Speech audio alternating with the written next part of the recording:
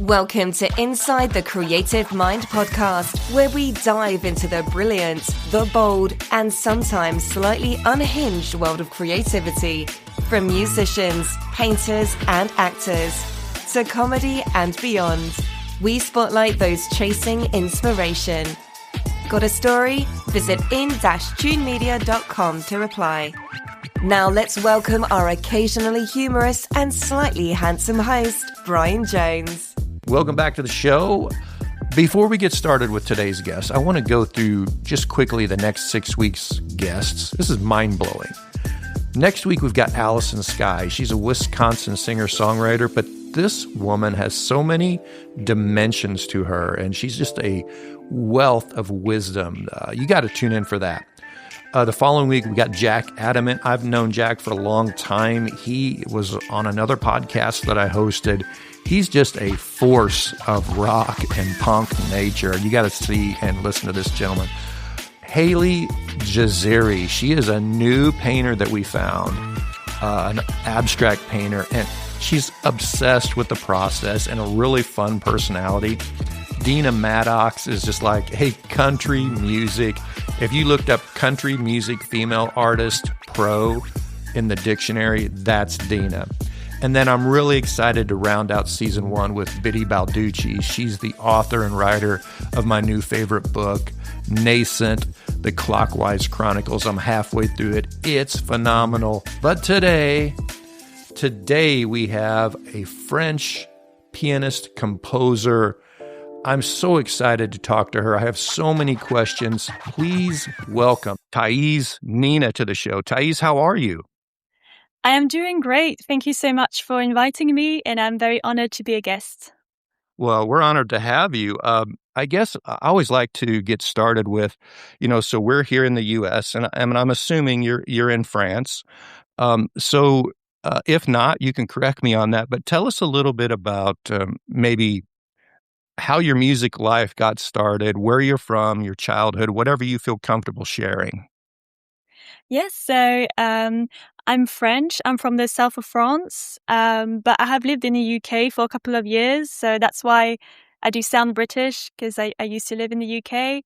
I fell in love with music when I was very young. So at the age of 3, I told my parents, I love music, I would love to learn. And my parents are not musicians, but they were really kind to let me start learning music. So yeah, I started learning from a young age, and this passion never stopped.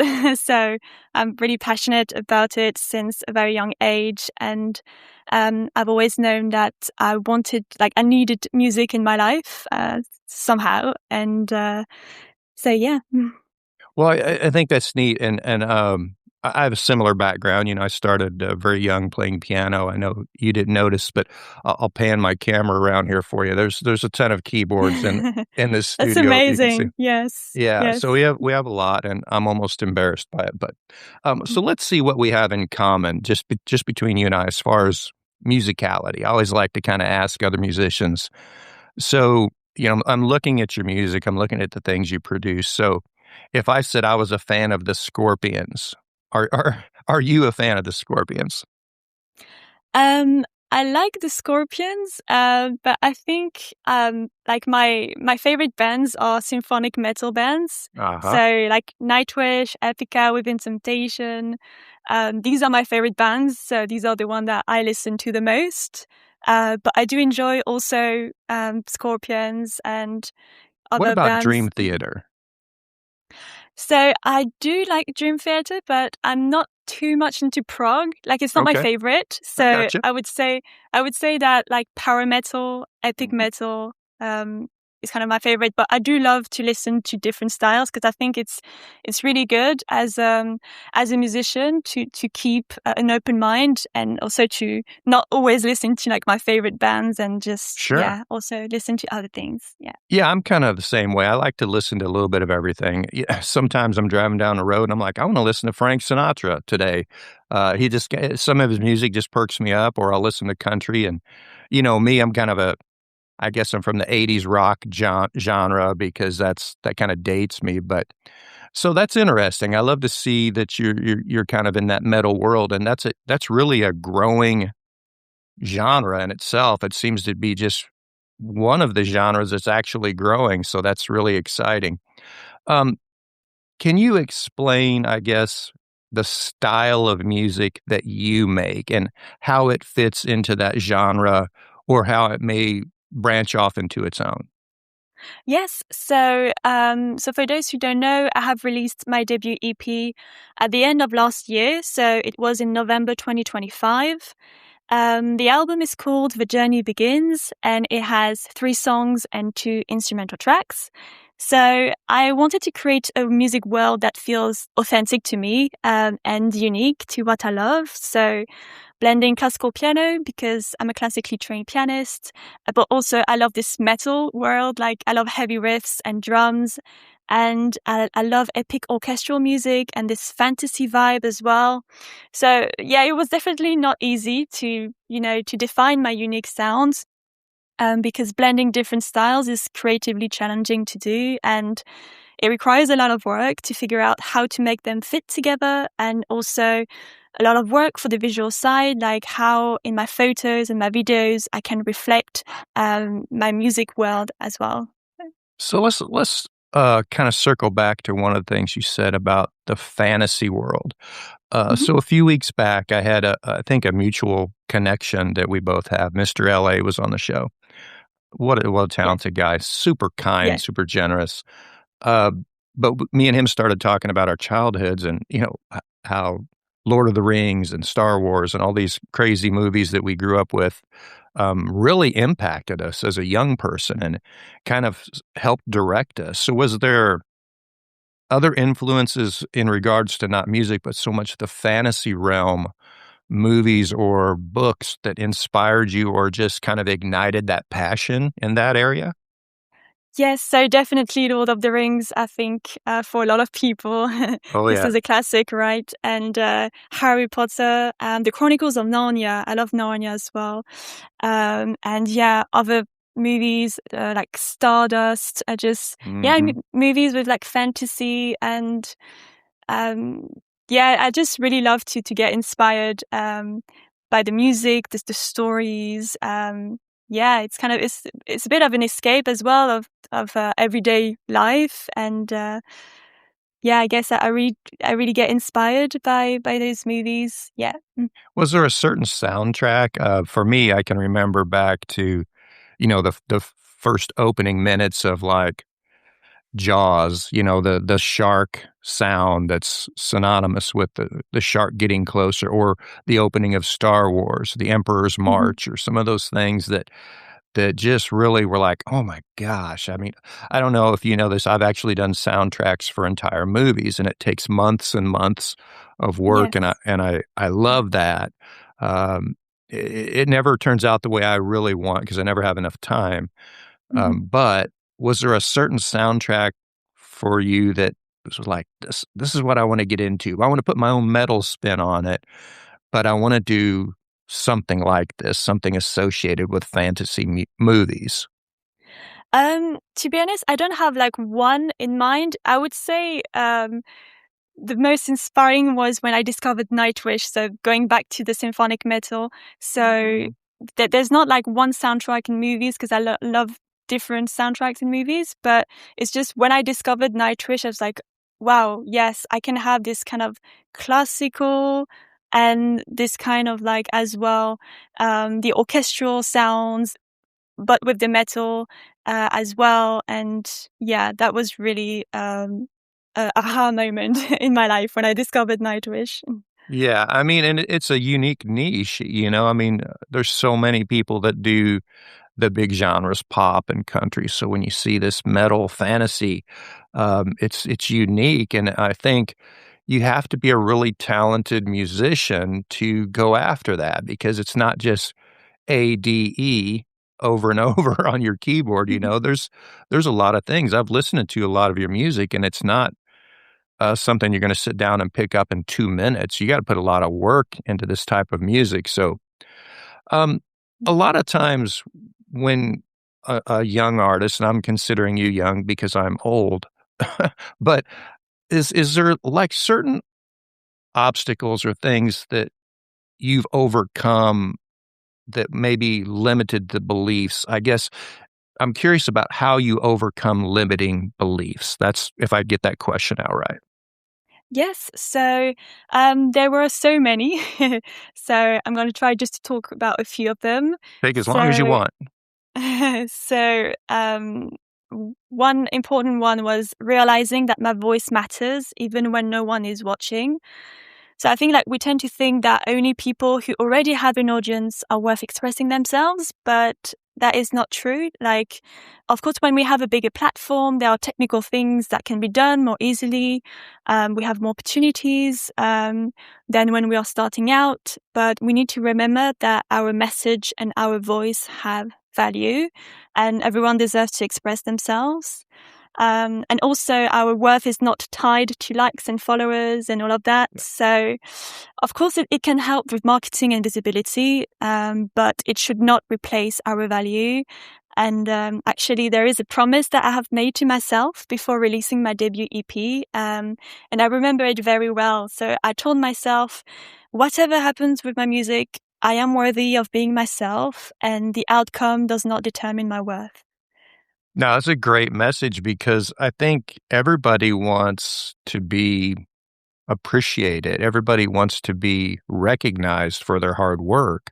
It doesn't matter if you're, working a 9 to 5 job or you're a musician or you're a painter. And I think that's such a great message because I've been doing this a long time. I'll put a piece of music out and it gets 5 likes and I'm like, I don't really care. I'm putting it Mhm. out there for me. I'm putting it out there because it's something that I was proud of or the message of the song that I composed got out. And if it reached one person, then mission accomplished in my mind. So that's a really excellent bit of information to share with a lot of young artists that are expecting instant gratification, but it may Mhm. not happen right away. It may not ever happen. Yeah. So that's great. I'm curious to, if you could, if I'd like to dive into your songwriting process. Um, did you, Mhm. everybody's different, Sometimes I'm just driving down the road and something hits me, and I'll pull out my iPhone and I'll hit record memo, and then I'm singing some chorus that just popped in my head, and then it goes into my phone with like 10 other ones that I've done that I've forgotten that month. So that's kind of me. I get inspiration from something anywhere. Mhm. But how does your process work? So yes, sometimes I start by composing music. So I'm sitting down at my piano and I compose melodies and chords. Sometimes I start by the lyrics. So it can be um, also, yeah, I can get inspired by things around me or things a bit more personal. For example, if I'm doing a bit of inner work, like if I have a particular emotion or something that I want to explore, I will sit with it for a while and see if I can work with it for a song. And sometimes I can get inspiration during like random moments. So I have a funny anecdote because it happened to me a few times. So, I'm in the kitchen, I'm chopping vegetables, and then suddenly I have a beautiful melody in my head. So I have to run to the bathroom, wash my hands from the sticky courgettes or, whatever vegetables I'm cooking. And then I have to grab my phone and then I finally sing the melody I have in my head in my voice memo. And then, yeah, I think just creativity is quite mysterious because sometimes inspiration can come out of nowhere, doing very normal day-to-day things. And then sometimes I sit down at my piano. I'm like, yes, I'm gonna write, and I don't write that much, so it Right. really depends on the day. But yeah, but the thing is that we need to show up. There, we need to, yeah, to continue creating. And sometimes I create something and it doesn't go into a song, and yeah, I just leave it as it is, and sometimes it goes into a song. So yeah. Now, you might have to move your cutting board closer to the piano, it sounds like, because you've got that Yeah. or there's probably a carrot or something laying on the piano, but so I'm interested, and I really wanna talk a lot about your new EP, Mhm. and how that kinda transpired, the other musicians you might have, had as co-creators. I think everybody wants to know how that whole process came together, how it was recorded, who participated in it, what was your role in the overall EP? And if you could just elaborate on all that. I know that's a big question, but there's so much that I want you to share about that. Yeah. So I wrote the music with the piano, and and then I recorded the piano parts and the lead and the background vocals. And I've worked with an amazing producer. So his name is Frank Peters. He's from Austria. And what we did is that we worked online. So, and that really worked. And he did the orchestration. So the orchestral arrangements, he did them, and they are really wonderful. And then the guitar solos were recorded by Matt. So he's from the band Dragony. He also has another band. Really great guitarist. And so yeah, I'm just really happy with everything. And I also worked with Nello. He's an amazing visual artist. So he did the cover of the EP. And also my debut EP is available since this week for as a physical CD. So I am going to be promoting it in the next couple of days. So I have worked as well. And I have worked with Nello as well for the booklet, because there is also a booklet that comes with the CD and everything. And so, yeah, I mean, I'm really grateful that I have met those amazing people that have helped me really release this EP how I wanted. And yeah. Well, I think that's amazing story, and it sounds like you've got a world of talent on this EP. You talked about working digitally with these other artists, and so that's what I do. I mean, whenever I do music today, it's totally different than when I did it in the '80s, where we all met in somebody's garage and we practiced, and we Mhm. had to be local, right? We had to be within driving distance, sometimes within walking distance of each other. And it was hard to find other musicians because this global world that we live in that's so universally connected didn't exist back then. So if you think about a successful band, it was really challenging to find like-minded artists that wanted to do the same thing. So today, for example, all the guys that if you go to YouTube and look at any of my videos, I've never met any of those in person. Mhm. We talk all the time. We create together all the time, but it's all done via internet or just like this platform today that you and I are speaking on. So, I mean, it's pretty amazing, right? I mean, I'm sitting here Yes. talking from the Midwest to Mhm. a French pianist across the globe, and but at the same time, right, it opens up this door to all this talent. So has that been kind of mind blowing to you? Yes. I mean, because, it's amazing to be able to connect with people from different countries that share the same passion, right? And Hmm. because it's not always easy. Like I live like more in the countryside, so it's not that easy to meet new people. So I mean, being able to meet people online and be able to work together and do projects together, that's really amazing. Yeah. Yeah, it is, and it's also when you expose yourself to other musicians and they get to see what you're capable of. You seem to learn every time. I know I'm speaking for myself here. So I learn something from working with the great guitarists. I learn something from Mhm. working with drummers or whatever the case may be. So if you think back to maybe when you first started this recording part of your journey, what do you think you've learned the most? Is it more about home recording? Or what have you picked up on that 5 years ago you had no idea this was how that worked? Um, I would say I'm thinking about like the very first video and recording that I have uploaded, and it's called Forest Fantasy. So Mhm. I remember at the time I was terrified to share it. Also, I was very unwell in my life at the time, and the recording is not great, but I'm so glad I had the courage to do it. And it was step one of sharing something online and starting my YouTube channel.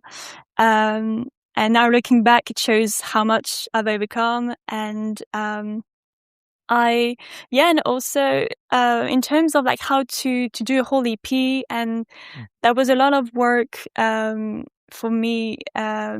Like I love listening to podcasts, to listen to other musician or others stories, and I learn a lot, and I love learning in my own time, and I had to learn um, that how to do an EP and how to market myself, social media and all that stuff. So that was hours and hours, and it still is of work that maybe people don't see, but that is a big amount of work that is going on as well behind the scenes. Yeah, I think the social media thing, it's like this tightrope, right? I mean, Hmm. feel free to disagree with me, but this is, the way I look at it is, let's say you have 10 followers. It's pretty easy to go to 10 followers and say, "Hey, I watched your video today. I loved this about it," or you can comment or like that video.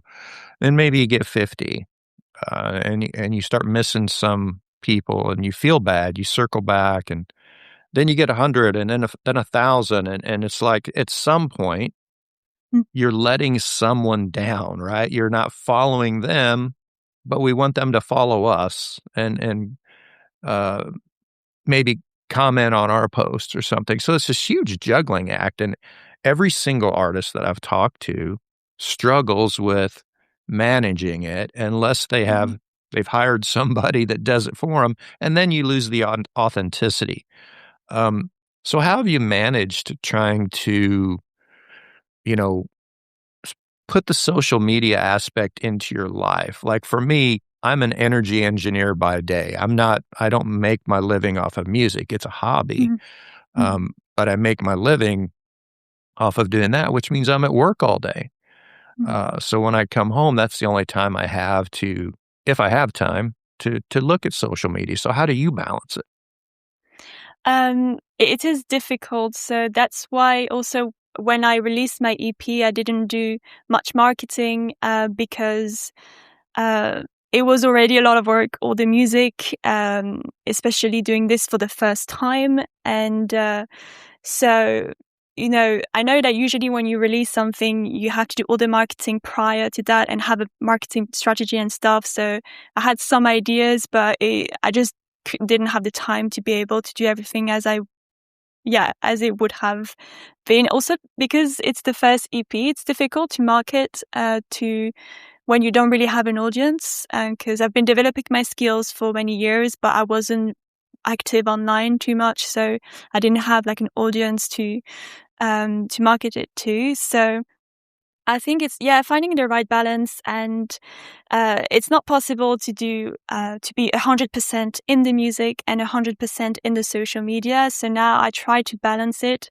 and that's really something that I've been learning like just the past couple of months. Like when I see that I'm spending a lot of time on marketing, I'm like, okay, I really need to get back to that creative side because I miss it a lot. But then at the same time, if I do only the creative side, then I don't have those connections that are really important. And I've met Yeah. also wonderful people online. So Like me. yeah. Just kidding. And so it's really learning this balance. And it's definitely not easy, but I'm just doing my best and learning as I go along. Yeah, and I used to, I've got a long history of working on the marketing side too, and I used to promote other artists and do things to help them. I guess in a way, the podcast is still promoting people. We just don't charge anything for anything we do anymore. But I think I don't know personally, and marketing people are probably going to call in with a bunch of hate mail now, but I don't know how much of an impact.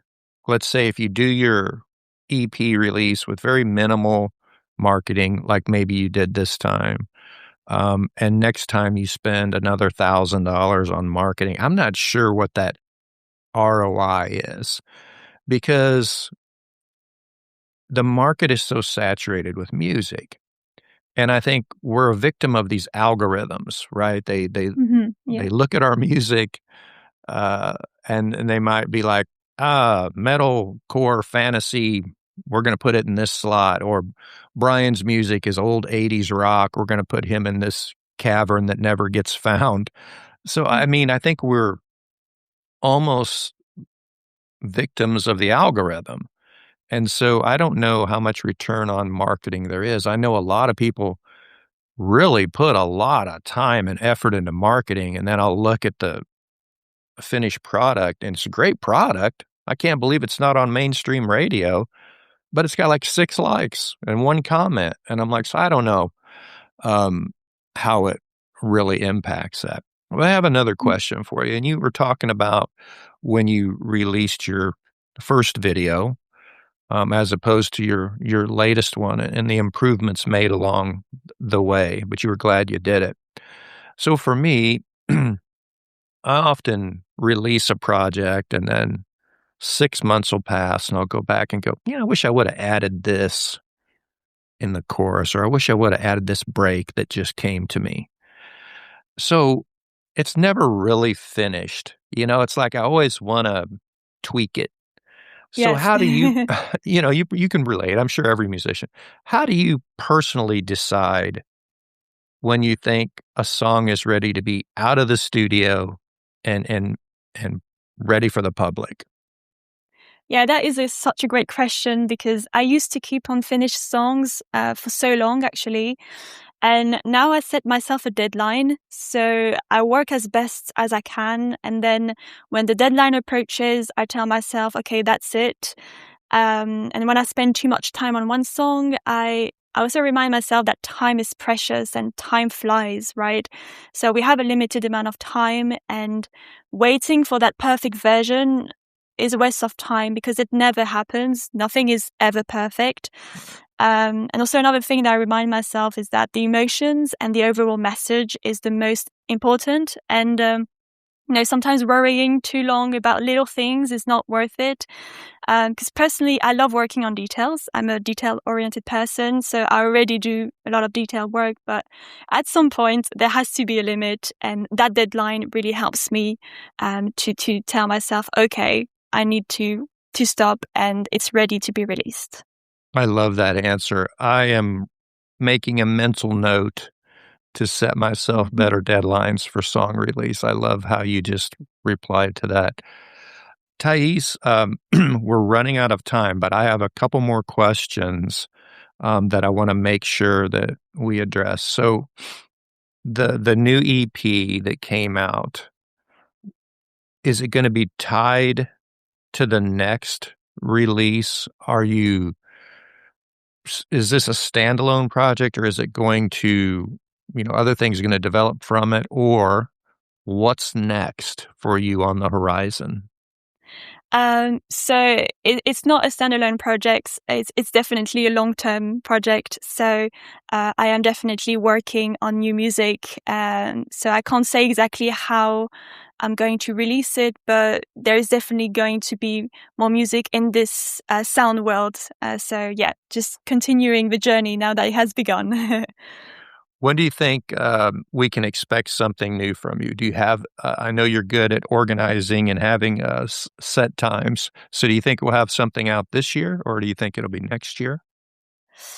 Um, I'm just yeah, I'm working on things, but it will depend on my budget and other things in my time. So I can't say for sure, but all I can say is that I'm really like 100% motivated, and I work on new stuff. And whenever it will be possible, I will definitely release more music. Yeah, please let us know so we can share it with everybody.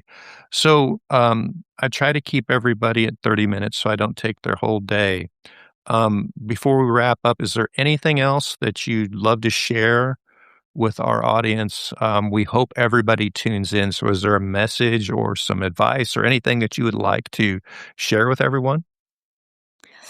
I think, there is something about like having the courage to be seen and heard. So that's going back to the limiting beliefs. I think that it can be really a challenge, especially if you're more introverted. Like I'm personally more introverted, but something that can help is doing inner work, trying to see where the fears of being seen and heard come from, and just remembering that art is meant to be shared. So it's not meant to be kept as a draft somewhere. It's meant to also be giving to other people.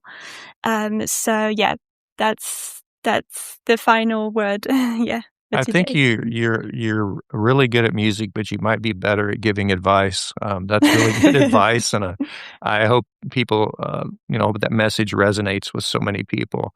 Thais, I just want to thank you so much for taking time out of your day to come tell us a little bit more about you. We certainly hope that you come back one day, maybe when your next release is out or something that you want to share with us. You seem like you're an incredibly kind and generous person. And everybody, if you haven't went to Thais' Spotify or her YouTube, please do. It's incredibly enchanting, hard driving. I don't know how to describe it, but other than it'll get your heart pounding. Great music. She's obviously put a ton of work into it. So please go check her out today.